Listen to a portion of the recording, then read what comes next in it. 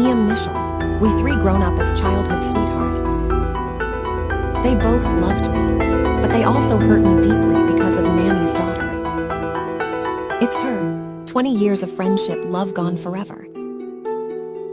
பிறை தேடும் இரவிலே உயிரே எதை தேடி அலைகிறாய்